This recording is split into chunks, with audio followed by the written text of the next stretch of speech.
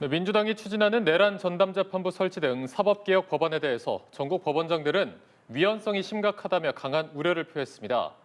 한편 민주당 정청래 대표가 강력하게 추진해온 전당원 1인 1표제가 좌초됐고 국민의힘 장동혁 대표는 계엄 사과 거부에 관해 중진 의원에게 쓴소리를 듣는 등 양당 모두 리더십에 타격을 입은 모양새입니다. 네, 두 분과 함께 관련 내용 짚어보겠습니다. 최진 대통령 리더십 연구원 원장, 김종혁 전 국민의힘 최고위원 나오셨습니다. 어서 오십시오. 안녕하십니까? 네, 안녕하십니까? 네. 자, 저희가 본격적인 대담에 앞서서 연내 사법개혁 완수 목소리를 높이고 있는 더불어민주당 정청래 대표가 내란 티끌까지 법정에 세우겠다며 2차 종합특검을 추진하겠다는 의지를 분명히 했습니다. 그러면서 조희대 대법원장이 지난 3일 이 대통령 주재 오찬에서 신중한 사법개혁을 언급한 것도 맹비난을 했는데요. 한편 국민의힘은 이재명 정권 6개월을 약탈과 파괴로 규정하면서 총공세를 펼쳤습니다. 함께 들어보고 대담 이어가도록 하겠습니다. 이재명 대통령 면전에서 뻔뻔하게 사법개혁 반대를 외치며 사법개혁 반대 시위를 한 셈입니다. 사법개혁에 대한 요구가 누구 때문인지 알고도 모르는 척하는 것인지 참으로 뻔뻔합니다. 이재명 정권은 대한민국의 자유민주주의 법치를 파괴하고 나라의 안보까지 무너뜨리고 있습니다. 정치 특검을 앞세운 내란머리 광풍으로 야당과 국민을 탄압하고 있습니다. 네, 어제 전국 법원장들이 모였습니다. 민주당이 추진하는 내란 전담 재판부 또 법 왜곡죄 법안을 논의하고 위헌 소지 등을 들면서 이제 강하게 우려를 표했습니다. 이제 공개적으로 반대 입장을 표명한 건데 이런 입장은 좀 어떻게 보셨습니까? 일단 민주당으로서는 좀 상당히 심리적 부담을 갖고 약간의 템포 조절을 할 수 모르겠지만 기존의 지금까지 유지했던 어떤 강한 사법개혁의 기조는 변하지는 않을 거라고 봅니다. 왜냐하면 지금 민주당이 주장하는 사법개혁론, 그다음에 최근 들에 나오는 사법부 독립론 두 가지가 지금 약간 대립하는 듯한 모양새를 띌 경우에 저는 오히려 지금 현 시점에서 사법부 개혁론이 좀 더 힘을 받는다고 보는 거죠. 왜냐하면은 지금 다른 상황이 아니라 내란 정국이라는 아주 특수한 상황이기 때문에 내란 전담 재판부의 설치가 명분을 가질 수 있는 거고, 두 번째는 그동안에 이제 판검사들의 전체적 편향성, 이분은 어떤 제동을 걸 만한 장치가 없었습니다. 그런 점에서 법 왜곡죄 신설의 어떤 명분을 좀 갖게 되고, 마지막으로 이제 사실 그동안의 대법원의 힘이라고 엄청나게 강했었습니다. 뭐 총리라든지 뭐 다른 이 국회의장에 비해서 대법원장이 갖고 있는 권한은 거의 절대적이기 때문에 이 부분에 대해서 어느 정도 조율이 필요하다라는 점에서 법원 행정처의 폐지라든지 혹은 뭐 대법관 수 증원이라든지 이런 부분에 논리가 가는 거죠. 그렇기 때문에 민주당을 중심으로 한 법 여권이 강력하게 이제 법안을 밀어붙이고 있는 건데, 다만 아무리 명분이 좋고 타이밍이 좋다 하더라도 일단 사법부의 개혁이기 때문에 일방적으로 밀어붙이는 모습을 보여주면 안 된다. 국민들이 끊임없이 설득을 하는 모습을 민주당이 그 노력을 보여줘야 된다라는 거고, 두 번째 중요한 거죠. 위헌 소지가 없도록 최선을 다해야 되는 거죠.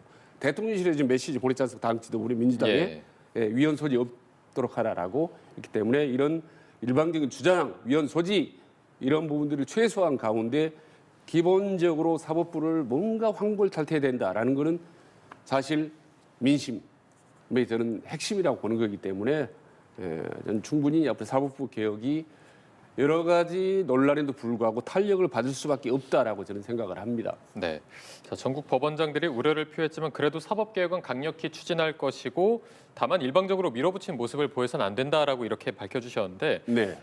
오는 8일에 또 이제 전국 법관 대표 회의가 예정돼 있어서 이런 입장이 또 나올지 이것도 궁금하거든요. 당연히 나오겠죠, 뭐. 그런데 뭐 민주당이 주장하는 무슨 개혁을 해야 된다, 사법개혁을 해야 된다라는 것을 정가의 보도처럼 흔드시는데, 제가 궁금한 게 대한민국에서 제일 먼저 개혁될 대상은 국회입니다.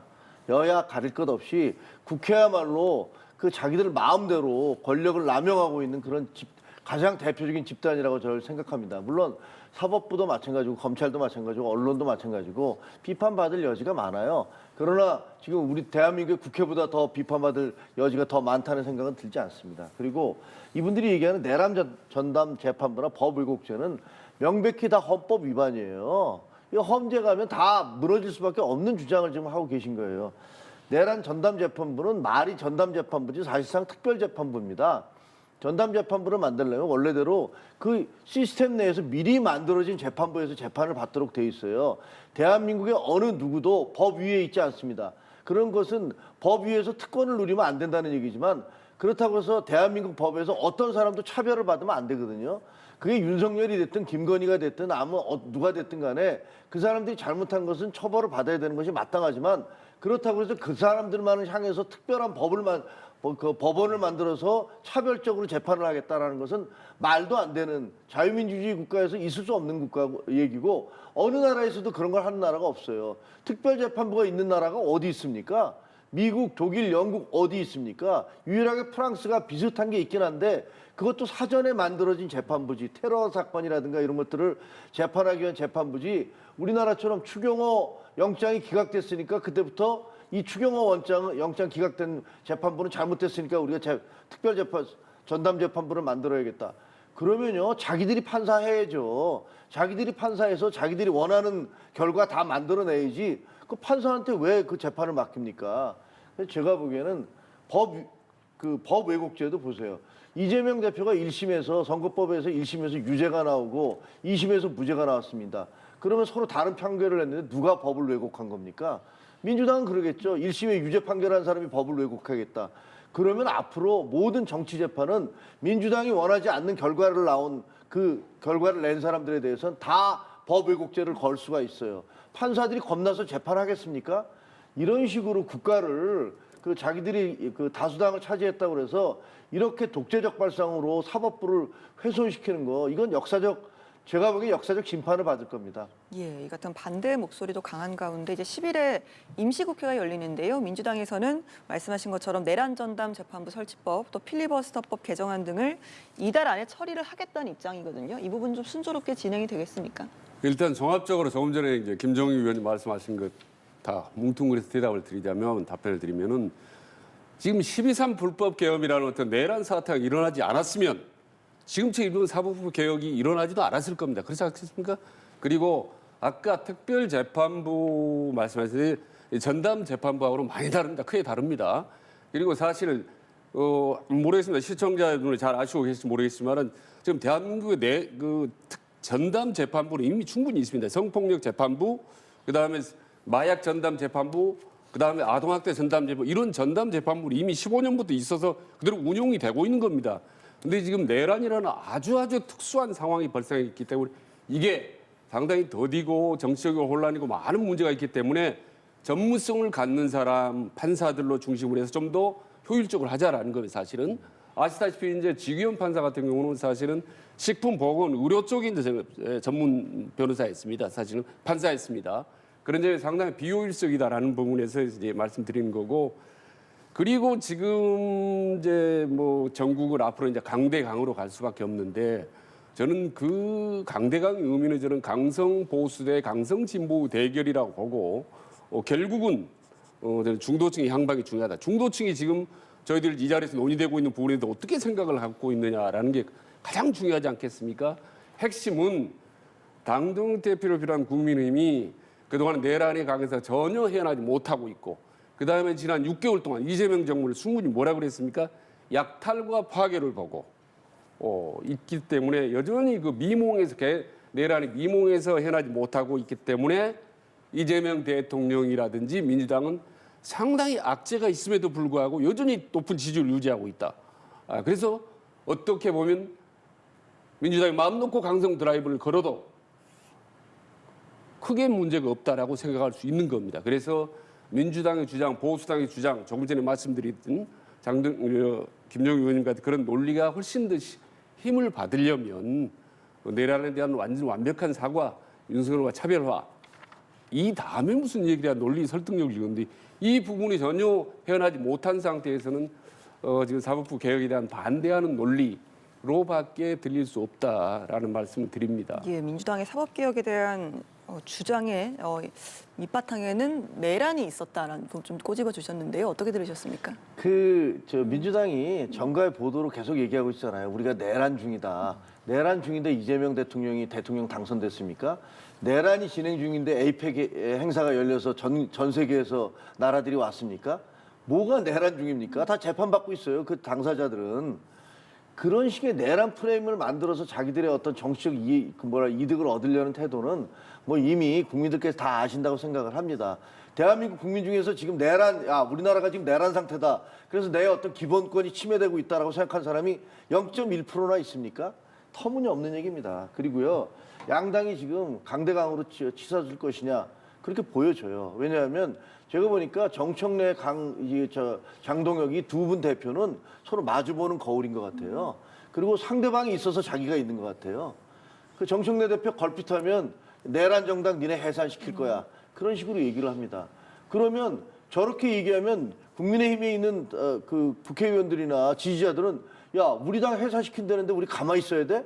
라고 얘기하면서 길거리로 나서는 거예요. 그걸 최대한 이용해서 장동혁 대표도 장애투쟁 벌이고 있는 겁니다. 양당 지도부가 모두, 양당 대표가 모두 저렇게 강성 주장을 하고 계신데 뭐 알다시피 양당 지도부 모두가 지금 위기 상황입니다. 왜? 밑에 있는 당원들이나 의원들이 야, 그렇게 가는 건 아닌 거 아니야? 라고 얘기하고 있고, 민주당에서는 지금 당장 대통령실에서부터 그런 식으로 밀어붙이지 말라라고 지금 경고 사인이 계속 나오고 있는 거 아닙니까? 그래서 모르겠습니다. 저 두 분들이 양당 대표가 좀 각성을 해주셨으면 좋겠다.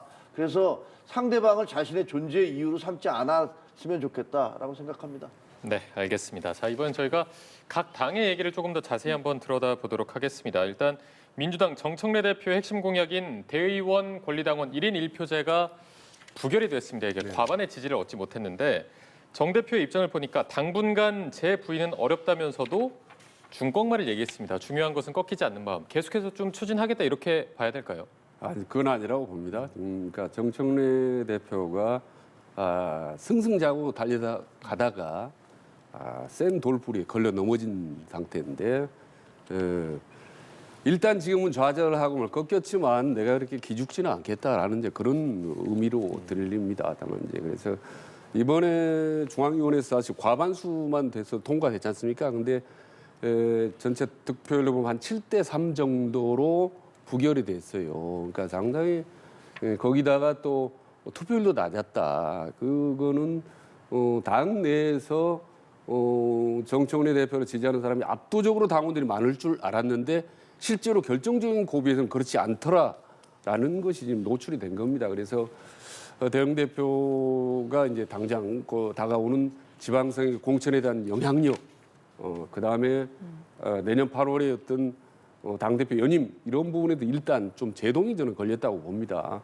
저는 이런 점에서 정 대표 가장 좀 염두에 두어야 될 부분은 이번 1인 1표제 논란 과정에 상당히 여권 핵심부에 많이 분열 현상이 있었습니다. 사실 친명계 선봉에 섰던 더민주주의 혁신회의 같은 그런 이 조직들이 정 대표에 대해서 강력하게 반기를 들었다는 점을 엄중하게 받아들여야 됩니다. 그래서 이 모든 거 이면에 더더욱 또 중요한 거는 저는 명심이라고 봅니다. 이재명 대통령이 집권 초기 지금 불과 6개월 지난 이 시점에서 정청래 대표를 어떻게 바라보고 있는지 이런 부분들을 한 번쯤 서로 한번 생각해 보는 것이 개혁을 강추했던 명청 갈등을 없애고 당정 일체를 다시 한번 구축할 수 있는 그런 어떤 전화위복 그 계기로 삼아야 된다라고 말씀드립니다. 네. 자, 승승장구를 하다가 센 돌부리에 넘어졌다라고 표현을 해주셨는데 이게 부결된 건 좀 어떻게 보셨습니까? 그 이제 지금 민주당과 그 집권 여당에서 벌어지고 있는 권력 투쟁이잖아요. 그럼 누가 뭐라도 그 권력 투쟁이 지금 진행되고 있다는 걸 부인할 수 없어요. 명청 대전이라고 흔히 얘기하고 있지만, 근데 사실은 정청래 대표가 고삐를 쥔 거였거든요. 당원과 대의원 그 1대1로 하겠다는 건 부인할 수 있는 논리적 근거는 없었어요. 왜냐하면 이재명 대통령도 대표 시절에 그걸 원했었거든요. 근데 지금 아무리 봐도 저 사람이 이 정청래 대표가 이 시기에 아예 자기 주도권을 행사하기 위해서 저렇게 밀고 간다라는 것 때문에 굉장히 부담스러웠던 거거든요. 그래도 어쩔 수 없이 통과될 거라고 봤는데 저쪽에서 상당히 머리를 쓴 거죠. 이게 출석을 해서 반대를 하면 야 무슨 소리야, 너 지난번에 그렇게 하자고 그러다가 이번에 반대하는 건 네 말이 돼? 이렇게 되니까 아예 투표를 안 해버리는 겁니다. 예. 그래서 제적과 반수가 안 되게 만들어버린 거예요. 그러니까 저거는 아주 의도적으로 지금 정청래 대표를 쉽게 얘기하면 뒤통수를 친 거죠. 그래서 장군 멍군으로 제가 옛날에 그런 얘기 여기서가도 나와서 했던 것 같은데 대통령실이 정청래 대표가 되게 미울 거다. 왜냐면 명분상 반대할 수 없도록 만들어서 끌고 가고 있으니까 굉장히 미울 거다 그랬는데 저쪽에서 반격을 이런 식으로 아예 과반을 못 넘게 투표장에 나오지 않음으로써 정청래 대표의 제동을 건 거죠. 그래서 이게 뭐 지금 가라앉겠지만 지금 당장 이제 다른 방법은 없잖아요. 또 올리면 또 올렸다가 또 부결되면 그때는 대표 그만둬야 될 판이니까 그렇게는 못할 겁니다. 하지만 지금 이 사건을 계기로 해서 이 한번 금이 간 그 대통령실과 민주당과의 관계가 그렇게 쉽게 회복될 것 같지는 않다라는 생각이 듭니다. 예, 대통령실과의 관계 변화까지도 좀 말씀을 좀 해주셨는데요. 사실 뭐 1인 1표제뿐만 아니라 그 지방선거 당원 100% 예비 경선도 공천 룰 변경안까지 결국 무산이 된 상황인데요. 앞으로의 정청래 대표의 리더십 부담이 좀 커진 상황에서 글쎄요, 지방선거까지는 좀 어떻게 끌고 가겠습니까? 일단 정 대표 상당히 리더십에 타격을 받았기 때문에 이 부분은 이제 회복해야 되지 않겠습니까? 정 대표 본인을 위해서가 아니라 어떻게 보면 이제 범여권이 사법 개혁이라는 전반적으로 국정 운영의 드라이브를 잘 가기 위해서는 대통령실과 민주당 소통 시스템을 한 번 더 재점검할 필요가 있습니다. 저는 개인적으로 궁금한 게 이재명 대통령하고 정청래 대표하고 중요한 현안에 대해서 어떤 식으로 소통을 하는 건지 모르겠어요. 직접 소통을 하는 건지, 간접적으로 소통하는 건지, 어느 범위까지 하는 건지가 대단히 중요합니다.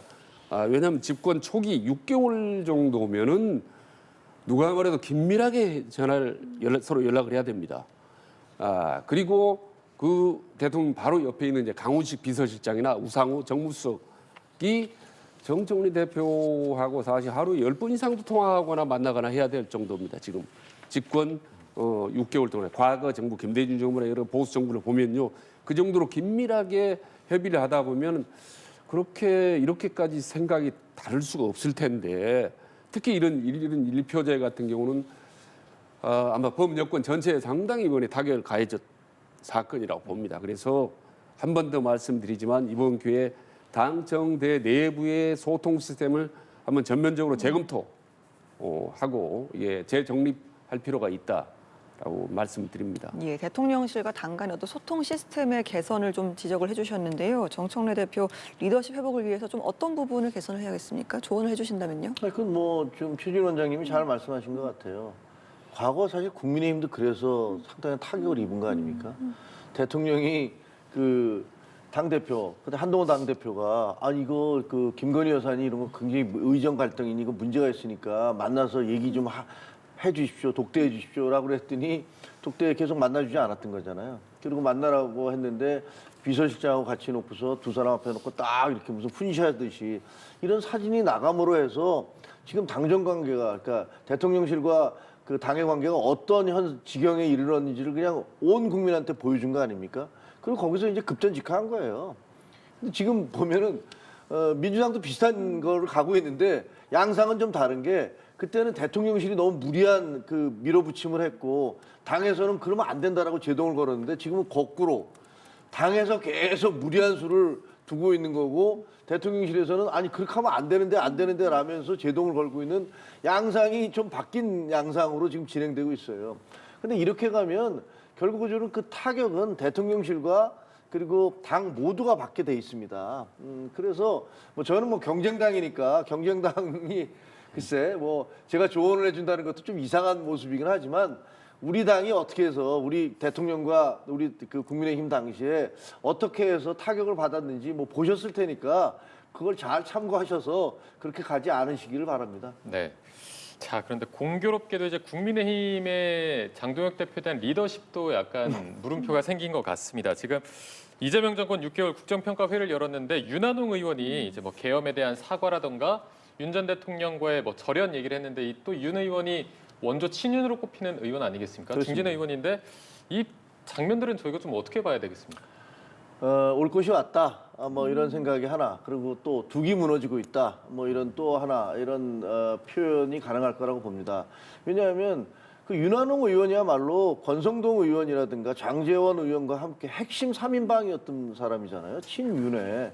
근데 저분이 이제 그 옆에 그 장동혁 대표를 앉혀놓고 그다음에 쏟아붓는 얘기들 자체가 이게 정말 그동안에 한동훈 대표가 했던 얘기보다 훨씬 더 앞서 나가 있어요.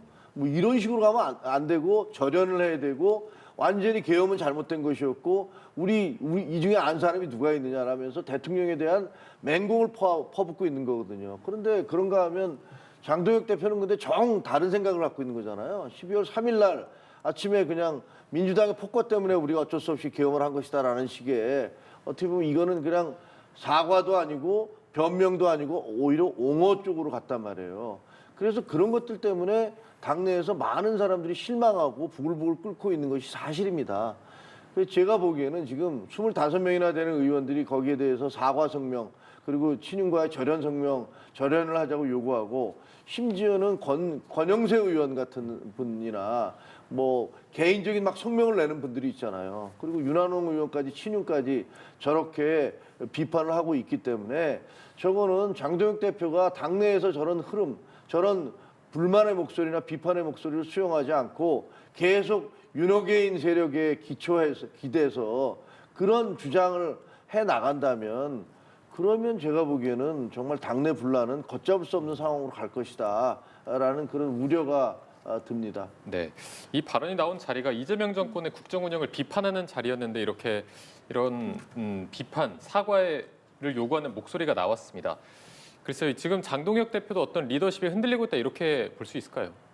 좀 세게 흔들리기 시작했다고 봅니다. 조금 전에 말씀 뚝이 무너졌다라는 표현이 저는 딱 적합하다고 보는 건데 윤한홍 의원이 삼선이긴 하지만 어떻게 당대표 면전에서 X 묻은 개라고 표현하면서 비판했지 않습니까? 그럼 X 묻은 개가 누구란 얘기입니까?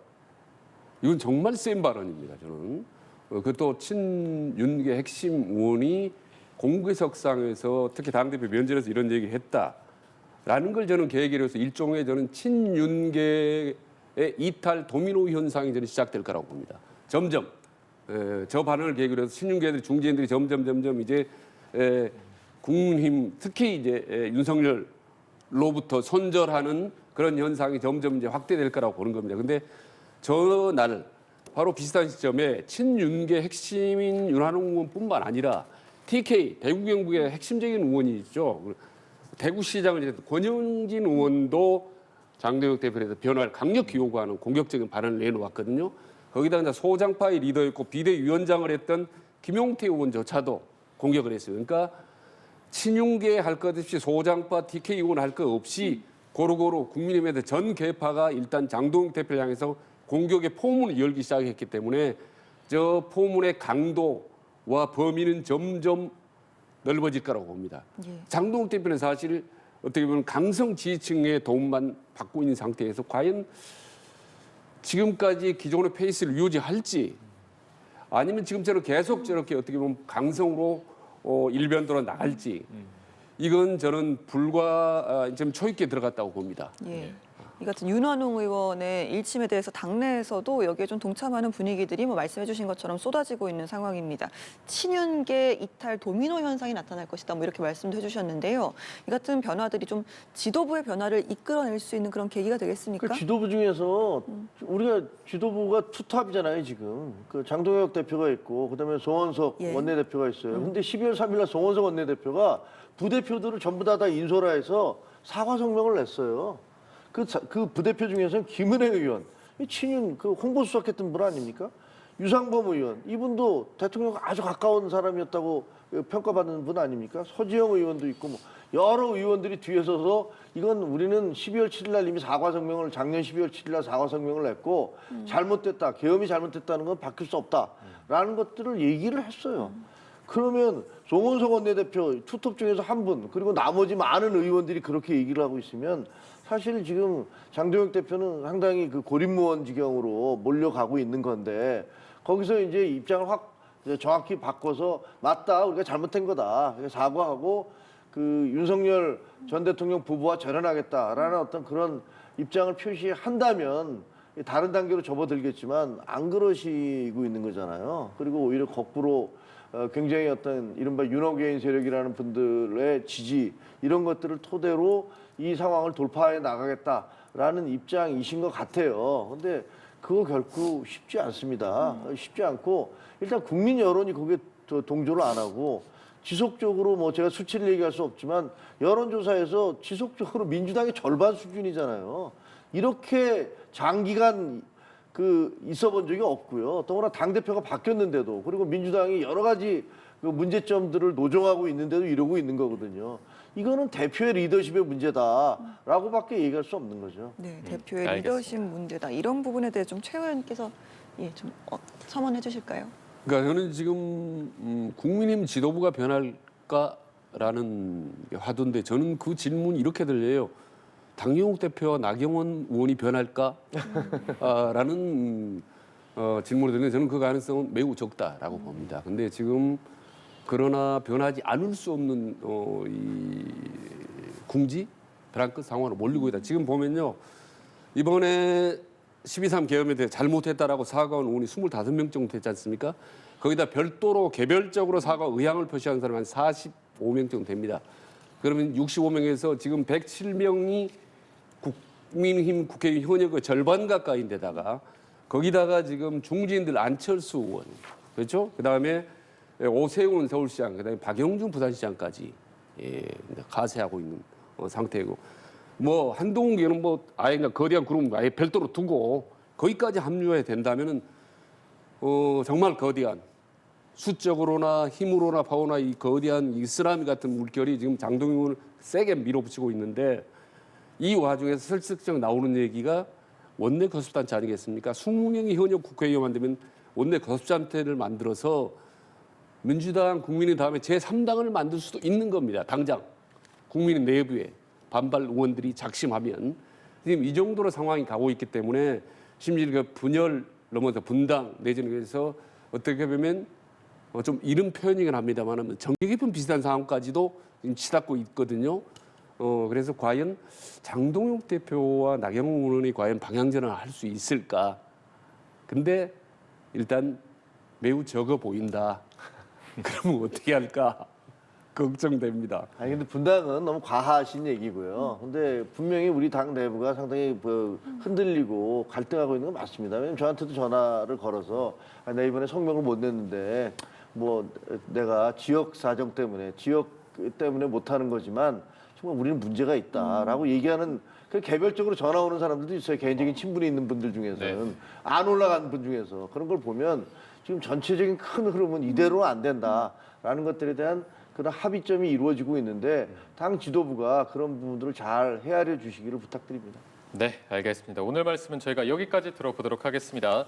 지금까지 최재인 대통령 리더십 연구원 원장, 김종혁 전 국민의힘 최고위원 두 분과 함께했습니다. 고맙습니다. 고맙습니다. 감사합니다.